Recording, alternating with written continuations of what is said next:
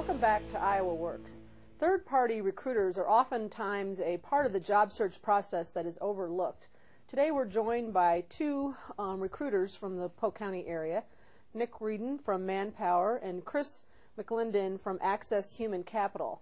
We're going to have a little bit of a discussion and hopefully a little bit of learning going on through this segment to learn a little bit more about third-party recruiters and how they really impact unemployed Iowans and folks who are going through a job search process. So maybe the two of you could just spend a little bit of time updating us on your job scope and what you handle. Maybe Nick, you could go first. Sure.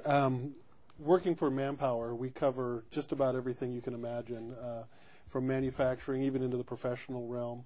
And we have handled a lot of the larger customers as well as a lot of small, mid-sized customers. So we are a pretty good gauge of what's going on as far as people that are being hired and what it really looks like at the street level, if you will, of what's happening. Because a lot of companies do bring in people temporary, especially right now as the economy is fairly uncertain.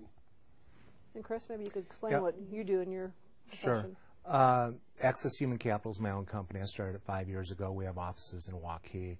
And primarily what we do is we search for sales, marketing, business development professionals for the employers. So we're what's commonly referred to as a headhunter, looking for, as opposed to Nick's company, we're just primarily for full-time permanent jobs. And you represent the employer. Correct. We're paid for by the employer. So it's important for candidates to remember that our business model is paid for by the employer. So we're out there looking for specific skill sets, specific track records, specific backgrounds on behalf of the employer, and then we engage the candidates and try to find those people. Nick, why should a job seeker consider seeing or using the services of a recruiter as a part of the job search process? Well, Rob, actually, we can be very helpful and truthful, and that's a big piece of it. We can tell them the things they need help with, the things that they're deficient in. We can critique their resume, which would amaze you that even in these times, the amount of grammar and proofing errors that we see come across. And a resume is your ultimate expression of who you are to the working world. And we can catch those things up front. The other thing is, we work directly with the hiring managers, so we can give them real feedback as opposed to when they're submitting the resumes electronically online and typically they don't hear anything back. So those are just a couple of advantages that we try to give to the candidates to keep them, more engaged, to get the companies to take a look at them. You mentioned seeing things at street level a few minutes ago. What do things look like on the street? Things are starting to look a lot better.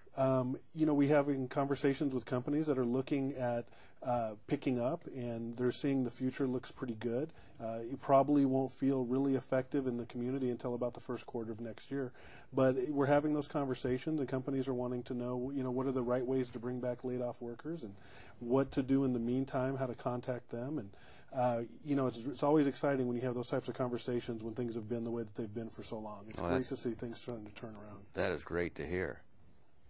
Chris, how are things on your side? Are more companies contacting you about more positions? We do see an uptick as well, although I think the difference between what Nick's company does and what we're doing, staffing or part-time positions are going to come back first when the economy comes back. The full-time or permanent jobs that we are looking for or hiring for are probably going to come back after the fact. We are seeing some uptick, though. Last year, they were mostly backfilling openings, and we are in conversations with companies that are, gearing up for the next fiscal year. So we're seeing some uptick, probably not like the temp or staffing area, though, at first. Nick, typically, how long does it take someone who comes to see you before they could be placed in a position? On average, we fill all of our positions within 48 hours on our temp side. So quick. The perm side takes quite a bit longer, of course, because it's a longer process. But on our temp side, we fill everything very quickly. We always encourage people to register with us, get into our database, because a lot of our positions, frankly, don't even make it to our online job board. Typically, we've already got people in our database that we've interviewed, that we've already talked to, that we can call out to and get them working pretty fast. So for someone who wanted to start with you, they would typically start that through the online process or coming into your office? Actually, they could start it either. They could go to manpowerjobs.com, start it there, or they can come directly into our office and talk with the receptionist and get the process going right there as well. And then for you, how long does it usually take for an employer to find their candidate? It'll vary in terms of the specific job that they're looking for. most of our searches are completed actually within 60 days. Usually there's a sense of urgency on the part of the employer when they engage with a recruiter. They pay a firm like ours. So usually I would say 60 days is the average. We've had some go as long as 6 months when it's a very specific, unique skill set, and we've had some go as fast as a week. So, you know, it's everywhere in Depending on the between. job. You bet. So, Nick, are you open to anyone who might want to find a job? If I'm laid off, are you one place that I'd want to go and register? Absolutely. You know, we try to help everybody we can. And frankly, we cannot help everybody. And so we encourage people to look at, you know, maybe 2 or 3 companies that do what we do, to try to get themselves spread out, you know, as far as they can to find their next opportunity. But we fill, again, you know, a tremendous amount of varying positions that can typically help somebody.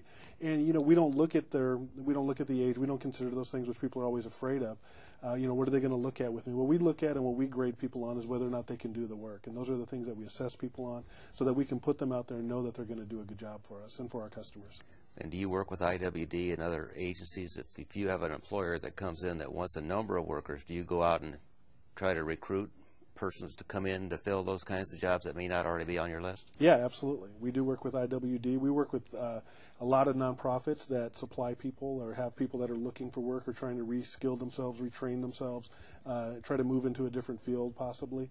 And whenever we have something that comes in that fits those needs, we definitely go out to them. Great. We'll return in a minute. We need to take a break right now, and we want to continue this discussion.